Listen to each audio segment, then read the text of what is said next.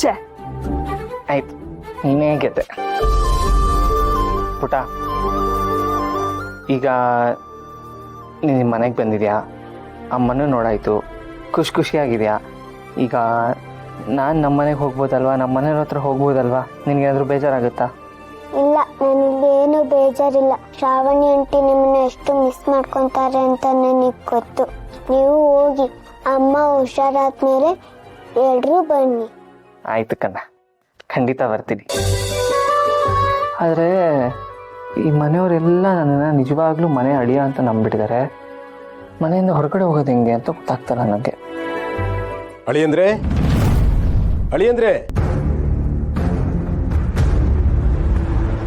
ಏನ್ ಮಗಳ ಜೊತೆ ಆಟ ಆಡ್ತಾ ಇದ್ರಾ?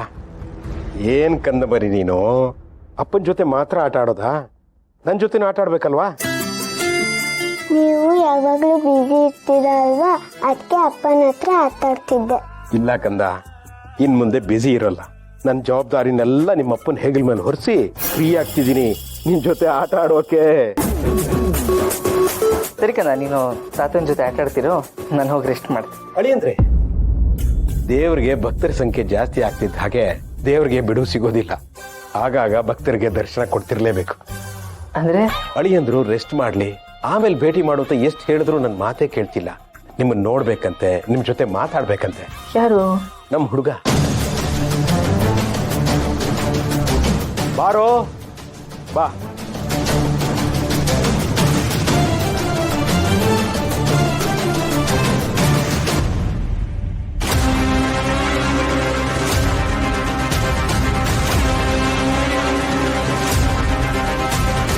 ಮುತ್ತು ಪಾಂಡ್ಯನಂತ, ನಾನು ಬಲಗೈ ಬಂಟ.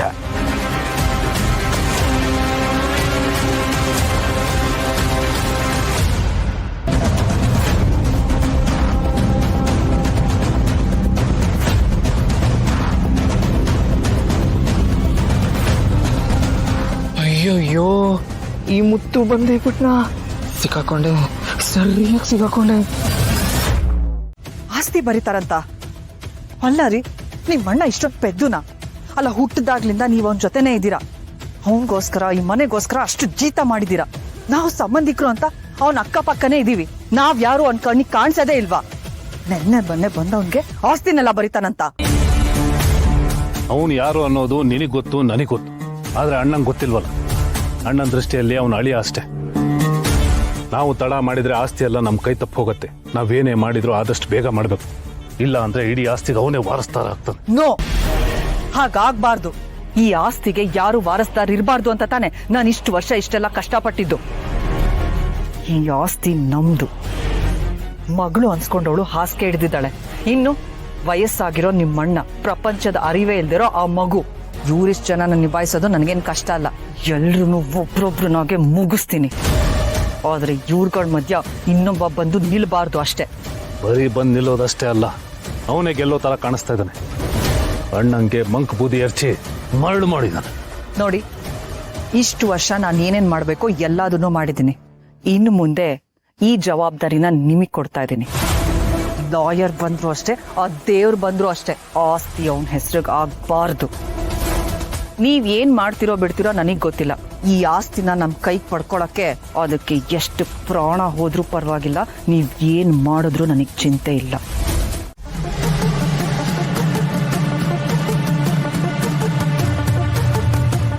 ಏಯ್, ಏನೋ ಹುಡುಕ್ತಿದ್ಯಾ? ಹೇಗಿದಾರ ಮಳಿಯಂದ್ರು? ಲಕ್ಷಣವಾಗಿ ಹ್ಯಾಂಡ್ಸಮ್ ಆಗಿದಾರಲ್ವಾ?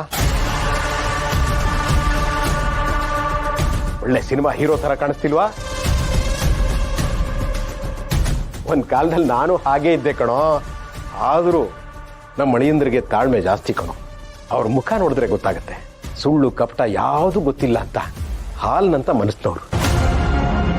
ಅಯ್ಯಯ್ಯೋ, ಅಂಗಡಿ ಹತ್ರ ನನ್ನನ್ನೇ ನೋಡಿದ್ದು ಅಂತ ಗೊತ್ತಾಗೋಯ್ತಾ? ಇವ್ರನ್ನೆಲ್ಲೋ ನೋಡಿದ್ದೀನಲ್ಲ, ಇವರು ಈ ಮನೆ ಅಳಿಯಂದ್ರ? ಇಲ್ಲ, ಇವರು ಈ ಮನೆ ಅಳಿಯಂದ್ರ ಆಗಿರೋಕೆ ಸಾಧ್ಯನೇ ಇಲ್ಲ. ಅಂಜಲಿ ಅಮ್ಮವ್ರ ಮನೆ ಹತ್ರ ಹೋದಾಗ ಅಳಿಯಂದ್ರು ನನ್ನ ಮುಂದೆನೇ ಹೊರಗೋದ್ರು. ಅವರು ಹೀಗಿರ್ಲಿಲ್ಲ. ಇಲ್ಲ, ಇವ್ರು ಅವರಲ್ಲ. ನೋಡಿದ್ರ ಅಳಿಯಂದ್ರೆ, ನಿಮ್ಮನ್ನ ನೋಡ್ಬೇಕು, ನಿಮ್ ಜೊತೆ ಮಾತಾಡ್ಬೇಕು ಅಂತ ಕಾತ್ರದಿಂದ ಓಡ್ ಬಂದ. ಇಲ್ಲಿ ನಿಮ್ಮನ್ನ ನೋಡಿದ್ಮೇಲೆ ಮಾತೇ ನಿಂತು ಹೋಯ್ತು. ಮಾತು ನಿಂತೋಗಿದೆ. ಆ ಸಂತೋಷಕ್ಕೆ ಒಂದೊಂದ್ ಸರ್ತಿ ಹಾಗಾಗತ್ತೆ ಕಣೋ. ತಲೆವರೇ ಅದು ಇವರು ಮುತ್ತಣ್ಣ ನೋಡ್ದೆ ಈಗ ನಮ್ಮ ಯಜಮಾನ್ರ ಮುಖದಲ್ಲಿ ಎಂತ ಕಳೆ ಬಂದಿದೆ ಈಗ. ಅಳಿಂದ್ರೆ ನನ್ ಮಗಳ ಜೀವನ ಹಾಳಾಗೋಯ್ತು, ನನ್ ಮೊಮ್ಮಗಳನ್ನ ನೋಡಕ್ ಆಗಲ್ಲ ಅಂತ ಯೋಚನೆ ಮಾಡಿ ಮಾಡಿ ಮಾಡಿ ಒಂದ್ಸಲ ಹಾರ್ಟ್ ಅಟ್ಯಾಕ್ ಆಗಿತ್ತು. ಶಾಂತಮ್ಮ, ಈಗ ನೋಡಿ BP ಮಾತ್ರೆ ಬೇಡ, ಶುಗರ್ ಮಾತ್ರೆ ಬೇಡ, ಯಾವ್ದು ಬೇಕಾಗಿಲ್ಲ. ಎಷ್ಟು ಗೆಲುವಾಗ್ಬಿಟ್ಟಿದ್ದಾರೆ. ತಲೆ ಇವರು ಇವನ್ನ ತುಂಬಾ ಹಚ್ಕೊಂಡಿದ್ದಾರೆ. ನಾನೀಗ ಏನೂ ಹೇಳಬಾರ್ದು. ನಾನೇನಾದರೂ ಹೇಳಿದ್ರೆ ತಲೆಯವರ ಆರೋಗ್ಯಕ್ಕೆ ತೊಂದರೆ ಆಗತ್ತೆ. ಸದ್ಯಕ್ಕೆ ಏನು ಹೇಳೋದು ಬೇಡ. ಶಾಂತಮ್ಮ, ಆ ಮಾತೆಲ್ಲ ಈಗ ಯಾಕೆ? ಅಳಿಯಂದ್ರು ಹೋಗಿ ರೆಸ್ಟ್ ಮಾಡ್ಲಿ ಬಿಡು. ಅಳಿಯಂದ್ರೆ ನೀವು ಹೋಗಿ ರೆಸ್ಟ್ ಮಾಡಿ. ಅಲ್ಲ, ಅಪ್ಪ ಹೋಗಿ ಮಲ್ಕೊಳ್ಳಿ, ನಾವಿಬ್ರು ಆಟ ಆಡೋಣ, ಸರಿನಾ? ಸರಿ ಅಪ್ಪ, ಮಲ್ಕೊಳ್ಳಿ. ಇದೇನಿದು, ಮಗುನು ಇವನ್ನ ಅಪ್ಪ ಅಂತಿದೆಯಲ್ಲ, ಎಲ್ಲ ವಿಚಿತ್ರವಾಗಿದೆ. ಅಳಿದ್ರೆ ಜ್ಯೂಸ್ ತಗೊಳ್ಳಿ. ಬೇಡ, ಪರವಾಗಿಲ್ಲ. ತಗೊಳ್ಳಿ ಅಳಿಯಂದ್ರೆ, ನಿದ್ದೆ ಚೆನ್ನಾಗಿ ಬರುತ್ತೆ.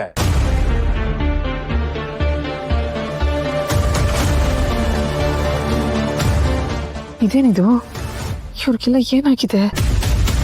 ಈ ಮನೇಲಿ ನನ್ನ ಬಗ್ಗೆ ಗೊತ್ತಿರೋರು ಯಾರು ಈ ಯಜಮಾನ್ರಿಗೆ ಸತ್ಯ ಹೇಳ್ತಾ ಇಲ್ಲ. ಎಲ್ಲ ವಿಚಿತ್ರ ಅನಿಸ್ತಾ ಇದೆಯಲ್ಲ.